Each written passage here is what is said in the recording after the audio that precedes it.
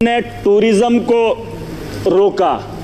Sir, हम पाकिस्तान के उन 4 आतंकवादियों को रोकेंगे अगर, तो ये टेररिज्म ही ख़त्म हो जाएगा। टूरिस्ट भी अमन से जो है अपने टूरिस्ट की जगहों पे जो है चलेगा। सर, पाकिस्तान की बात मैं करना चाहूँगा। कुछ लोग कहते हैं अपने देश के अंदर भी कि ये मुसलमान आतंकवादी है। पाकिस्तान से आया मुसलमान जम्मू कश्मीर के अंदर या देश के किसी भी कोने में आए तो उसका दाग हमारे माथे पे चिपका देते हैं सर। लेकिन पाकिस्तान के अंदर वही आतंकवादी जब आतंक मचाता है तो उसे पाकिस्तान के लोग खवारिज कहते हैं। क्या कहते हैं? खवारिज कहते हैं कि अपने ही पाकिस्तान में, मुल्क के अंदर जब कत्लेआम करता है पाकिस्तान में, तो उसे खवारिज कहते हैं। और जब वही आतंकवादी हमारे देश में आता है तो उसे मुजाहिद कहते हैं सर। ये शर्म की बात है। ये पाकिस्तान को ये बात बताना बहुत ज़रूरी है। या तो जिन लोगों को आप यहाँ पे भेज रहे हो वो भी मासूमों का कत्ल कर रहे हैं, और जब आपके मुल्क में वो लोग कत्ल करते हैं तो आप उन्हें खवारिज ना कहिए, आप उन्हें भी वही बात बताइए। बहरहाल सर, गोली का जवाब गोली से नहीं होना चाहिए, क्योंकि सर वो 4 आदमियों को भेजते हैं, हम बोल ही रहे हैं, मजम्मत कर ही रहे हैं, और उससे क्या हो रहा है कि हमारे मुल्क के अंदर अफरा तफरी का माहौल है।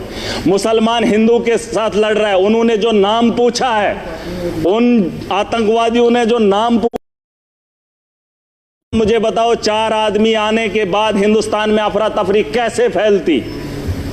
लेकिन वो अपने मंसूबे में कामयाब हैं। वो दिमाग से इस खेल को खेल रहे हैं सर। मुसलमान पूछकर हिंदू को मार रहा है। वो चाहता है कि हिंदुस्तान के अंदर हिंदू और मुस्लिम का फसाद हो, ताकि ये जंग खुद आपस में लड़े। वो अपना हाथ न इस मुल्क के अंदर डाले। उसे यहाँ का अमन और शांति और भाईचारा अच्छा नहीं लगता है। सर, मैं एक चीज़ बताना चाहूँगा।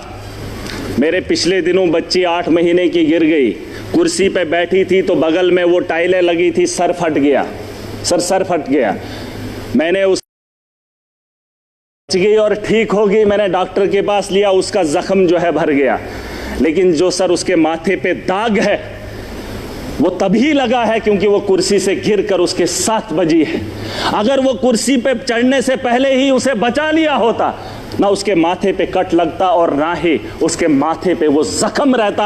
और वो जख्म ये है कि पाकिस्तान से आया हुआ मुसलमान जब यहाँ आतंक फैलाता है तो हमारे माथे पे जो दाग है उसे मिटाने में हमें सालों साल लग जाते हैं।